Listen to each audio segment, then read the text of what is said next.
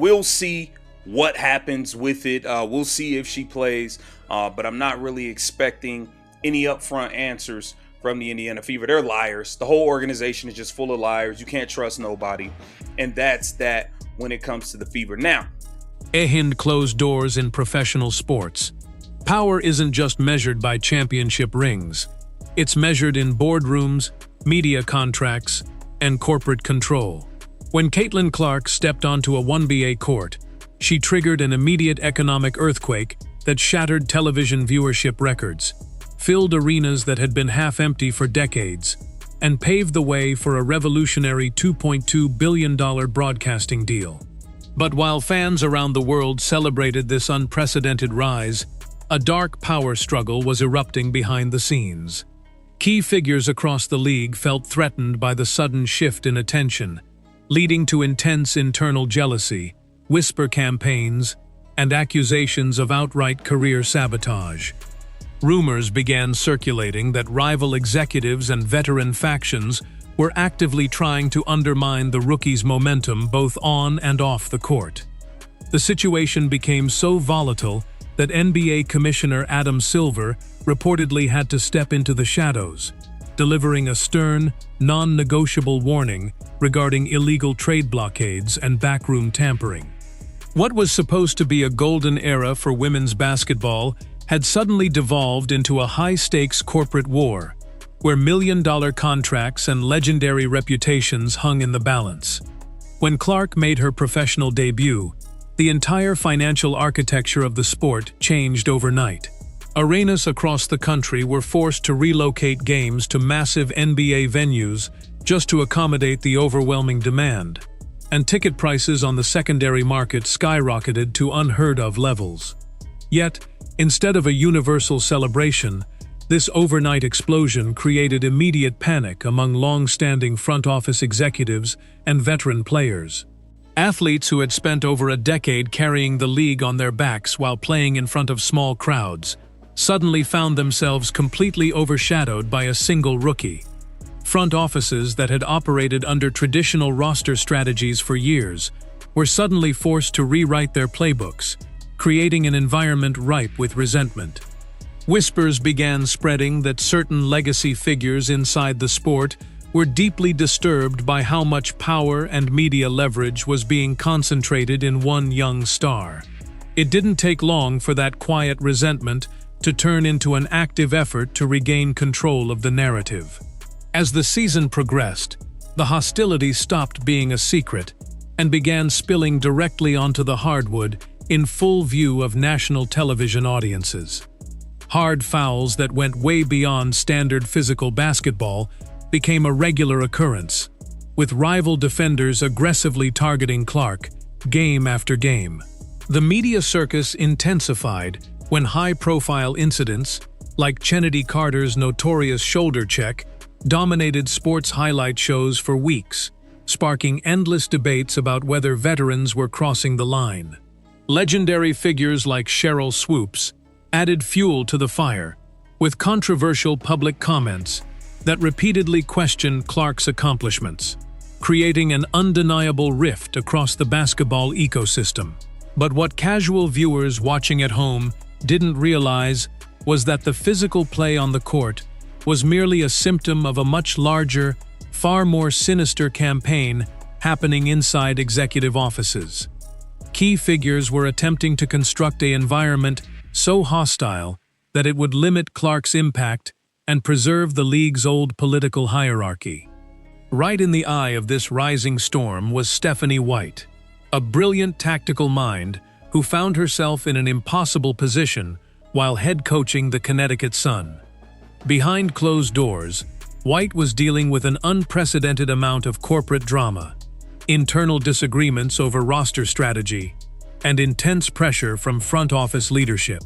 Whispers within coaching circles suggested that White was growing increasingly frustrated with how certain decisions were being made behind the scenes, particularly regarding potential trades and player management. Executives were allegedly prioritizing short-term political posturing over long-term roster construction, creating an environment where high-level coaching became nearly impossible. White, who had built a reputation as one of the sharpest analytical minds in basketball, realized that decisions were being driven by personal grievances rather than pure athletic competition. As she pushed back against bad faith administrative choices, the friction between her and upper management reached a complete breaking point. While White was battling internal dynamics in Connecticut, the league's trade market was completely paralyzing itself due to backroom political games. General managers from rival franchises were reportedly engaging in silent embargoes, refusing to entertain legitimate trade inquiries that might allow teams to build a more dynamic, talent-rich roster around Clark. Agents across the league began leaking private conversations showing that front offices were actively blocking player movements out of fear of making Indiana too powerful on the floor. Valuable young talent was systematically kept on the bench or tied up in convoluted contract disputes, simply to keep them from landing in optimal broadcasting matchups. Even as the Golden State Valkyries expansion draft approached, executives were suspected of manipulating protected player lists not to protect their own assets, but to intentionally disrupt potential trade packages that could benefit the league's flagship drawing power. It was an unprecedented level of trade market manipulation, and it threatened to derail the momentum of the entire sport. That was the exact moment when Adam Silver decided he could no longer stand on the sidelines and watch the league's commercial engine be dismantled by internal warfare. As NBA commissioner, Silver oversees the broader business operations, global distribution deals, and corporate partnerships that keep both leagues financially solvent. With major television networks and Fortune 500 sponsors pouring hundreds of millions of dollars into the sport, based entirely on the massive ratings Clark was generating, Silver saw the backroom sabotage as a direct threat to corporate revenue. Behind closed doors, Silver reportedly convened a high-stakes meeting with general managers, team governors, and league officials to lay down the law in unambiguous terms. The message was cold, precise, and intimidating.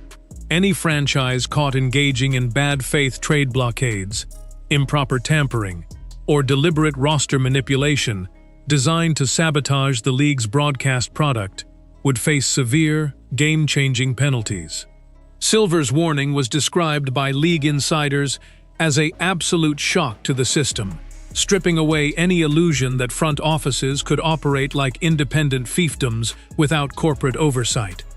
He made it clear that while on-court competition was expected to be fierce, off-court sabotage, media manipulation, and anti-competitive trade practices were officially treated as direct attacks on the league's bottom line. General managers were explicitly warned that bad faith trade negotiations would be met with independent league audits, massive financial fines, and the potential forfeiture of future draft picks. Silver reminded every executive in the room that the newly negotiated media rights deal was contingent on delivering the best possible entertainment product to global audiences, not settling personal grudges from the past. For front offices that had spent months quietly blocking moves and manipulating contract talks, the party was officially over, and the tone of the meeting left no room for misunderstanding. The fallout from Silver's directive was swift, dramatic, and reshaped the landscape of the entire sport in a matter of weeks. Almost overnight, trade channels that had been frozen solid for months suddenly reopened as terrified general managers scrambled to comply with league expectations. Stephanie White made the bold decision to cut ties with Connecticut, walking away from her previous post to execute a massive, high-profile career pivot. In a move that sent shockwaves through the coaching carousel, White officially signed on as the head coach of the Indiana Fever, taking direct control of a roster built around Caitlin Clark.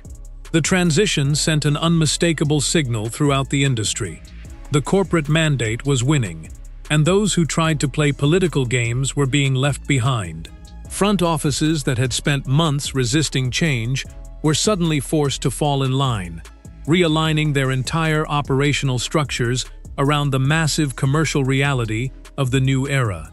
With Stephanie White now at the helm in Indiana, the narrative completely shifted from backroom drama to absolute basketball dominance. White's arrival brought immediate structural discipline, tactical brilliance, and a professional culture that shielded young players from the relentless media noise surrounding the franchise. Rival teams quickly realized that their window to sabotage the movement through political maneuvers had permanently closed, forcing them to adapt to an unprecedented standard of play. Veteran players who had previously voiced subtle shade were forced to acknowledge that the tide had turned, as corporate sponsors, broadcast networks, and international audiences aligned solidly behind the league's new direction. The high-tension gamble taken by Adam Silver had paid off, stabilizing the sport's financial future while proving that no executive, veteran, or legacy franchise was bigger than the overall success of the business. The wild story of Adam Silver's trade intervention, Stephanie White's high-stakes career pivot, and the systemic attempt to block Caitlin Clark exposes the harsh reality of modern professional sports entertainment. When revolutionary talent arrives to challenge the status quo, the biggest battles rarely happen under the bright lights of the basketball court. They happen behind closed doors, in dark boardrooms, where power and control are fiercely defended. The NBA's commercial explosion wasn't just a simple story of overnight success. It was a violent corporate war that required top-level intervention to prevent self-destruction. Today, the league stands on the precipice of a global boom, held together by strict corporate rules and an absolute mandate to protect its biggest stars at all costs. But as new expansion teams join the ranks and the financial stakes continue to climb into the billions, one massive question continues to hang over the future of the sport. Can this forced corporate peace truly last, or is the next internal explosion just waiting around the corner?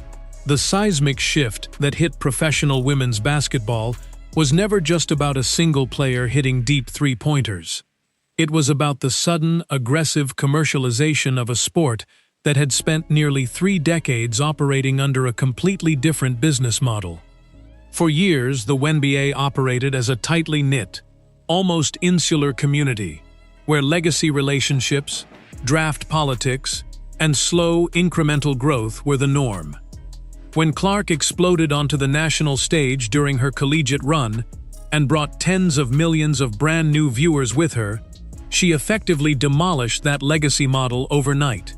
Corporate sponsors who had previously allocated minimal budgets to women's sports were suddenly cutting multi-million-dollar checks, and major television networks were rearranging their primetime schedules to showcase her games. This created a massive ideological divide inside the league, between traditionalists, who wanted to maintain the old cultural structure, and corporate pragmatists, who realized that the sport had to evolve immediately or risk burning billions of dollars in potential revenue. This deep ideological divide was precisely why the executive resistance became so intense and secretive during Clark's inaugural season. Front office executives who had spent decades managing franchises under tight financial constraints felt deeply threatened by the sudden influx of external power and corporate influence. They saw new sponsors, national media outlets, and league officials showering a rookie with unprecedented attention, which created a profound sense of institutional disrespect among those who had laid the foundation. As a result, certain general managers began quietly coordinating to ensure that the rapid growth didn't completely sweep away their personal influence over the league's hierarchy. This manifested in subtle administrative roadblocks, where simple player waivers were delayed, prospective trade talks were leaked to friendly media contacts to generate negative press, and contract extensions for key supporting players were needlessly stalled. The goal was simple: slow down the runaway train and prove that the old guard still controlled the keys to the kingdom. However, the old guard severely underestimated the legal and financial stakes involved once the NBA's executive machine got fully involved in the situation. Because the NBA holds a significant ownership stake in the WNBA and plays an active role in negotiating major media rights, corporate sponsorships, and stadium agreements, Adam Silver's responsibility extended directly to protecting those investments. When television executives from major networks started raising red flags about strange roster decisions, questionable officiating patterns, and public feuds that threatened to damage the marketability of broadcast games, Silver had to act swiftly. The television networks hadn't paid billions of dollars to broadcast petty personal rivalries. They had paid for an elite, highly marketable sports entertainment product, featuring the most popular athletes in the world. The moment internal politics began threatening the quality and narrative continuity of that broadcast product, it ceased being an internal basketball matter and became a direct breach of corporate responsibility. This was the background setting that made Silver's reported intervention so historic and terrifying for long-standing basketball executives. In his high-stakes meeting with team governors and general managers, Silver didn't just appeal to their sense of teamwork or sportsmanship. He spoke the ruthless language of corporate law and fiduciary duty. He laid out the explicit financial details of the league's brand-new broadcasting deal, pointing out how every single franchise's valuation had doubled or tripled virtually overnight, solely due to the elevated national profile. He then bluntly explained that any individual, front office or coach, who took actions designed to deliberately sabotage that growth was actively harming the financial interests of every owner in the room. The warning was clear.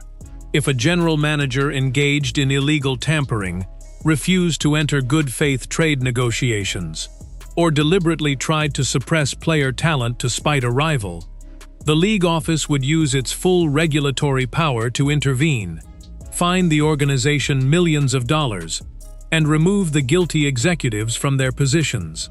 For Stephanie White, navigating this high-voltage corporate landscape required an exceptional level of professional intelligence and strategic foresight. As a former star player and a seasoned broadcasting analyst, before returning to the sidelines, White possessed a rare 360-degree view of how the modern sports ecosystem functions. She understood that basketball had entered a completely new era, where brand management, broadcast appeal, and tactical excellence had to exist in perfect harmony. During her tenure in Connecticut, White was fully aware of the talent on her roster, but she was also keenly observant of the administrative friction that was holding the franchise back from adapting to the new commercial reality. She saw that while rival organizations were wasting energy fighting against the cultural tide, the real opportunity lay in fully embracing the massive platform created by the league's new stardom. When it became clear that her vision for modernizing the Suns' operations was hitting an immovable wall of internal executive resistance, she knew she had to make a decisive move to protect her own career. White's tactical jump to the Indiana Fever was far more than a routine coaching hire. It was a profound political statement that completely reordered the power dynamic of the entire sport. By taking the helm of the most heavily watched team in women's basketball history, White placed herself directly at the center of the league's commercial engine. Her arrival provided immediate elite-level tactical coaching to a young, high-powered roster that had spent months dealing with continuous external noise and intense physical targetings from rival teams. White's sharp offensive systems, masterclass game management, and calm media presence acted as a massive stabilizing force, instantly turning Indiana from a chaotic media spectacle into a disciplined, championship-caliber contender. The move validated Silver's hardline stance, demonstrating that when elite operational talent is paired with generational star power, without backroom political interference, the entire sport benefits financially and competitively. The broader ripple effect of this forced modernization has completely altered how rival franchises operate across the entire basketball landscape. General managers who previously relied on old-school political networks and quiet handshake agreements to manage trades and contracts have been forced to adopt modern, highly professional analytical frameworks.